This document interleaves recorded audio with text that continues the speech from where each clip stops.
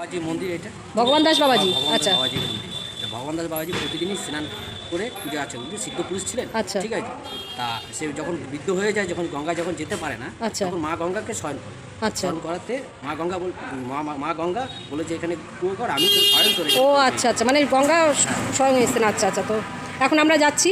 ভগবান দাস ইনি হচ্ছে স্বয়ং এই ভগবান দাস বাবাজি। ইনি হচ্ছেন অল্প বয়সে যখন উনি সিদ্ধ কী বলে ধ্যান করতেন, তারপরে যখন ওনার বয়স হয়ে গেছিলো, এই যে আমার ক্যামেরা এত দূর যাচ্ছে না, তাই এই যে সেই ভগবান দাস বাবাজির মন্দির, এখানে স্বয়ং মা গঙ্গা নিজে এসেছিলেন ওনার কাছে ধরা দিতে, যেহেতু ওনার বয়স হয়ে গেছিলো, উনি যেতে পারছিলেন না।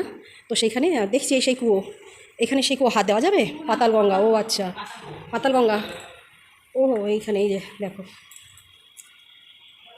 দূর থেকে যদিও দেখা যাচ্ছে না, এখানে সিঁড়ি আছে, এখানে সিঁড়ি করে দেওয়া হয়েছে। এই যে গঙ্গা, কিন্তু আমরা এখানে ধরতে পারবো না, কারণ যেহেতু এখান থেকে পুরো তালা দেওয়া আছে, আমাদের ঢোকা যাবে না। তবুও দেখে নিলাম পাতাল গঙ্গা, এখানে মা গঙ্গা স্বয়ং এসে ওনাকে ধরা দিয়েছিলেন। এই যে সেই পাতাল গঙ্গা, এই যে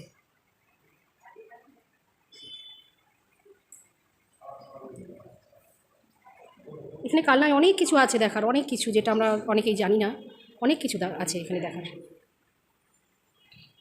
তো এখান থেকে আবার আমরা আরেকদিকে চলে যাব। এখানে গৌরাঙ্গ আছে, মানে অ্যাকচুয়ালি কাটোয়া বা বর্ধমানের দিকটা গৌরাঙ্গ, শ্রীকৃষ্ণ, রাধার সমস্ত মন্দিরে সব কিছু ওনাদেরই থাকে। হ্যাঁ, এই যে রাধা কৃষ্ণ গৌরাঙ্গদেব।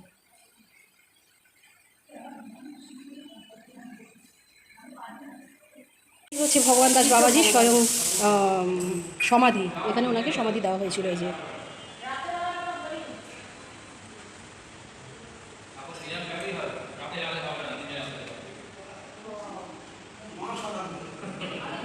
বাবাজির মন্দির থেকে বেরিয়ে যাচ্ছি, আবার আর একটা জায়গায় যাব। আমরা টোটো ভাড়া করেছি 4 জন মিলে, সেই টোটোতে মোটামুটি 350 টাকা নিয়েছে।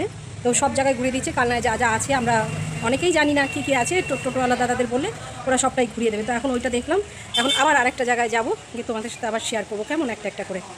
চলো যাওয়া যায়।